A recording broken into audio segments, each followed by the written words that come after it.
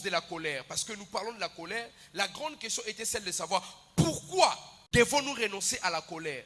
Premier point. La cause majeure de la colère, c'est l'éducation. Alléluia. Le premier élément que nous avons énuméré, c'est l'éducation.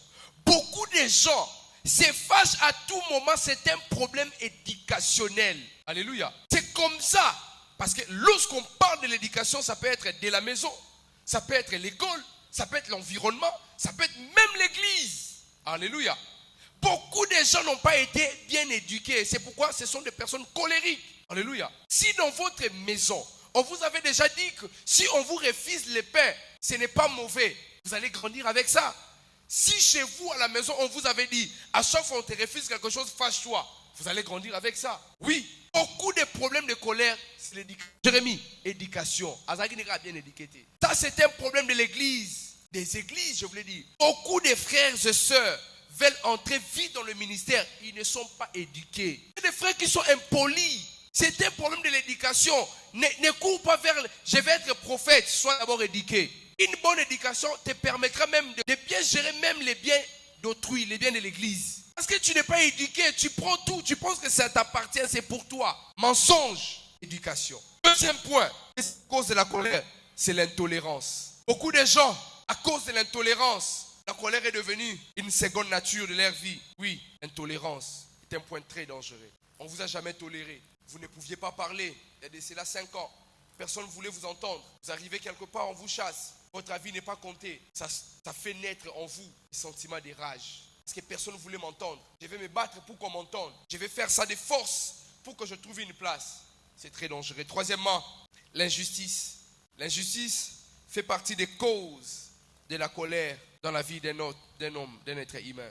Je vais aller vite. Quatrièmement, le non-respect. Lorsque vous n'êtes pas respecté, ça peut faire naître en vous cette colère qui deviendra une seconde nature. Cinquièmement, le mépris. Lorsque vous êtes méprisé, vous pouvez constituer la colère comme un élément de seconde nature pour vous, afin que vous puissiez vous exprimer. Dans toutes ces choses, qu'est-ce que je voulais dire?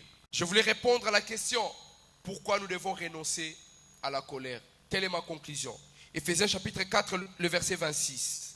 Il est écrit, si vous vous mettez en colère, ne péchez pas.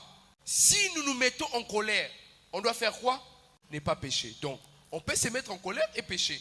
On peut se mettre en colère et ne pas aussi pécher. L'apôtre Paul dit, il ne dit pas que la colère c'est un péché. Il a dit, si vous vous mettez en colère, ne péchez pas. Que le soleil ne se couche pas sur votre colère et ne laissez aucune place au diable. Donc, nous revenons au départ que la colère n'est pas un péché. Mais si nous avons la colère, il nous est formellement interdit de pécher. Et comment éviter maintenant ces péchés? L'apôtre Paul nous le dit en disant que le soleil ne se couche point sur toi. C'est quoi l'expression de Paul lorsqu'il dit que le soleil ne se couche point sur toi? Ça veut dire, tu ne peux pas être en colère et aller sous ton lit avec la colère. C'est là que tu commets les péchés. Quand est-ce que cette colère devient un péché? Quand est-ce que cette colère devient dangereuse ou un danger pour ta destinée? C'est lorsque tu te décides d'aller te coucher, que le soleil se couche, alors que tu gardes encore des rancunes en ton cœur. Alléluia. Maintenant, écoutez ma conclusion. La colère peut te rendre capable de t'exprimer d'une manière spectaculaire parce que c'est une émotion si puissante.